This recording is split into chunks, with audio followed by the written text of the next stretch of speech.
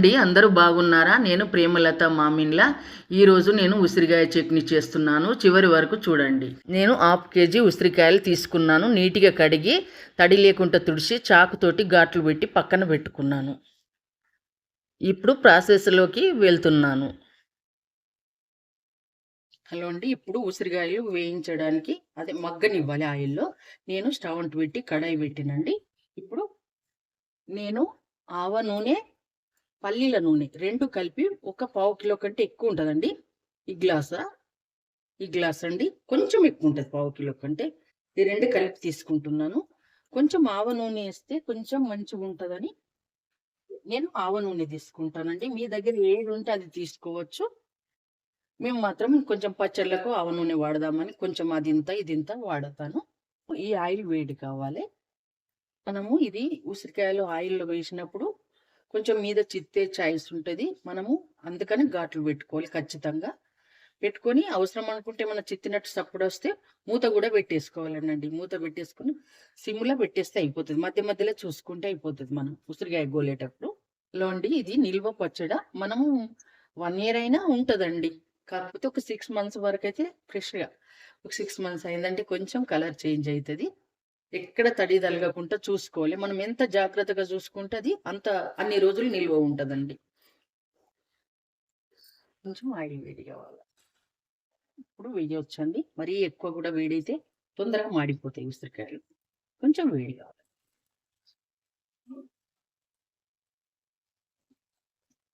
వీటిని ఇట్లా ఘాట్లు పెట్టుకుంటే మనకు ఉసిరికాయలో వేసినప్పుడు మనము దాంట్లో వేసినప్పుడు ఉప్పు, కారం, పులుపు ఇవన్నీ వీటికి పట్టి చాలా టేస్ట్ ఉంటుంది. మనం ఉసిరికాయ తిన్నా బాగానే ఉంటుంది. సిమ్లోనే వేయించాలండి. హైలో పెడితే మీద మాడతాయి, లోపల మాత్రం ఉప్పదు. కాబట్టి కొంచెం సిమ్లోనే వేయించాలి.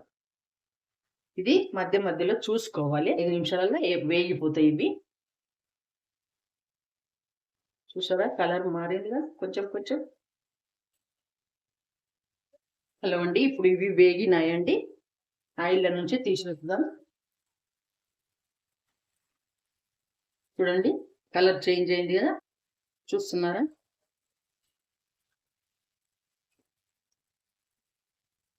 ఆయిల్ పూర్తిగా పోవాలని ఏం లేదండి. ఉసిరికాయలకి వెళ్ళి మళ్ళీ మనం అందులోనే వేస్తాం కదా, అందులోనే వేస్తాం కాబట్టి ఏం కాదు. ఇప్పుడు పోపు స్టార్ట్ చేద్దామండి ఉసిరికాయ కోసం. ఇప్పుడు నేను ఆయిల్ అందుకే ఫస్టే ఎక్కువ వేసానండి. ఇక నాకు ఆయిల్ అవసరం ఉండదు. ఇదే ఆయిల్లో పోప్స్ రెడీ చేస్తున్నాండి. మినపప్పు, శనగపప్పు అండి. ఎందుకంటే ఆయిల్ వేడి ఉన్నదే కదా, అందుకని వెంటనే స్టార్ట్ చేస్తున్నా. ఆవాలండి 2 స్పూన్, టీ స్పూన్ తోటి 2 స్పూన్లు. జీలకర్ర కూడా 2 స్పూన్ అండి.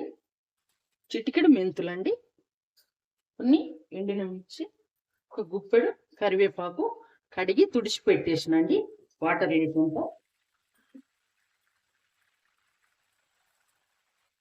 చిటికెడు ఇంగువ, కొంచెం వెల్లుల్లి, ఒక 10 వెల్లుల్లి దంచి పెట్టిన ఇలా.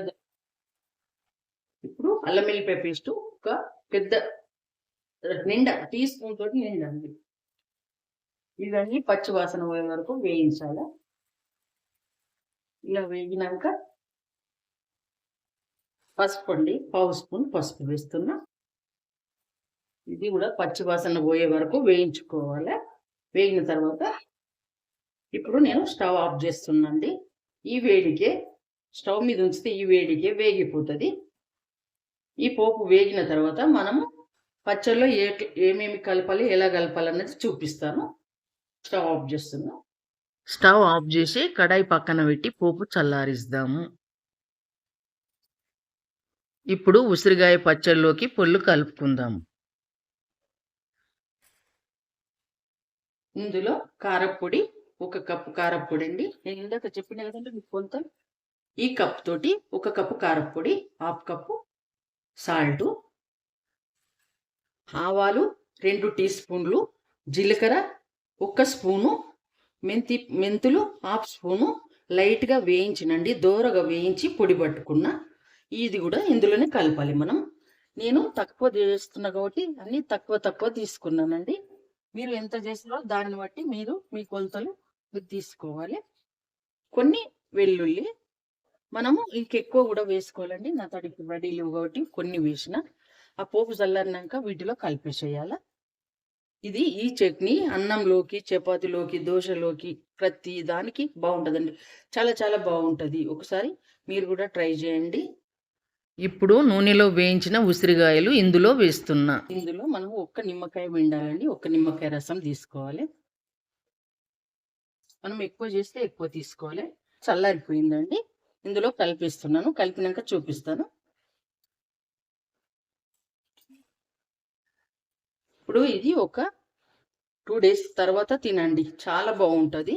అంటే మనం ఒకవేళ టేస్ట్ చేయాలంటే ఈరోజు కూడా చేయొచ్చు. కానీ ఇంకా కొంచెం ఒక 2 డేస్ అయితే మంచిగా పులుపు, కారము అన్నీ సెట్ అవుతాయి. ఇప్పుడు చాలా బాగుంటుంది. ఇది తప్పకుండా ట్రై చేయండి. మీకు నచ్చుతుంది అనుకుంటా. ఒకసారి ట్రై చేయండి. నచ్చితే లైక్ చేయండి, షేర్ చేయండి, కామెంట్ చేయండి. నా వీడియో చివరి వరకు చూడండి. చూస్తేనే మనకు ఎవరి వంట అయినా చివరి వరకు చూస్తేనే మనకు అర్థమవుతుందండి. మనం ఎలా చేయాలన్నది కూడా మనకు ఐడియా వస్తుంది. మనకు ఇంట్రెస్ట్ కూడా వస్తుందండి చెయ్యాలన్నది. సరే మరి రేపు ఇంకొక వీడియోతోటి మీ ముందుకు వస్తానండి, ఇంకొక వంటతోటి.